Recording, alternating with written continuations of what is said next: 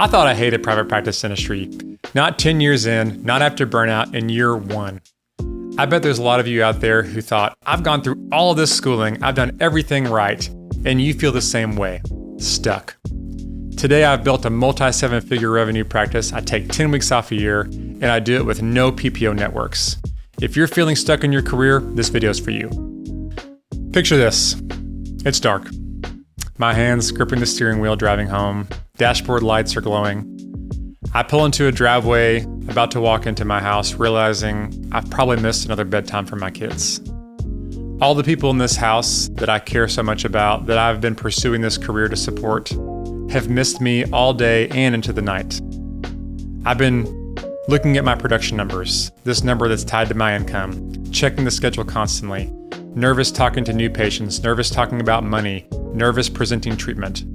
I've been busy all day and I'm exhausted every night. And I'm sitting there wondering, why is this career I've chosen not adding up? There were days I was slammed, running room to room, busy, exhausted. Then I'd look at the end of the numbers and I'd think, is that it? Other days, it was wide open. I had cancellations, patients that didn't schedule, room to breathe, feeling that same pit in my stomach, that same anxiety. My effort was not tied to my outcome that I desired, and that is a dangerous place to live.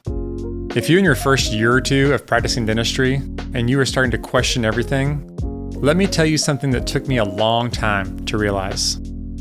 The transition from dental school to private practice dentistry was vast. I had to think about generating new patients. I had to think about production. I had to think about marketing. I had to think about my communication style. It was tough. When I was an associate, I started slow. When I became a dental practice owner, the stresses multiplied. I started to think about staffing issues, all the different idiosyncrasies that it took to run a successful practice. But then I was just running around, going crazy, room to room, feeling like I needed to be super productive and efficient. At one point, I looked at my wife and I said, this is stressful. I don't know if I'm cut out for dentistry. And then I started to ask an even harder question. Am I even helping the patients that I'm serving? That's also a dangerous place to be. When you start questioning your impact, you start to question who you really are. So this is what I realized. I didn't hate dentistry. I just hated feeling out of control. When I was a dentist in the Navy, I didn't control my income or really anyone that I worked with. When I was a dental associate, I didn't control the patients that I saw or even how we generated them. When I was an early owner, I didn't really control anything, but I felt like I had no control over any of my outcomes. I was constantly reacting to staffing problems, reacting to clinical problems, reacting to how are we going to market, how are we going to generate more patients. So what did I do? Well, I did what most dentists do. I thought, let me take more continuing education. Let me think about how I can be clinically faster, how I can offer a wider variety of procedures. But let me tell you the truth.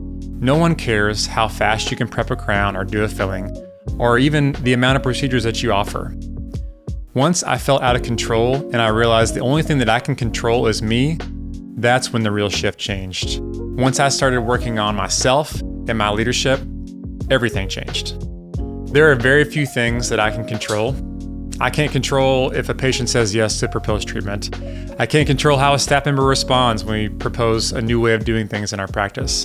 I certainly can't control insurance reimbursements, but I can control myself. I can control my energy, my leadership, how I respond to different things that happen throughout the day. Once I stopped trying to be everything for everyone, and I stopped tying my self-worth to my production or even my perfection, the imposter syndrome began to fade. Leadership became leverage. Communication became a huge part of how we instill things in our practice. And the good news was dentistry became exciting again. I still drive home at night, sometimes, late, but I don't really check the production numbers anymore because I realized something that took me too long to realize, that my self-worth isn't tied to my production.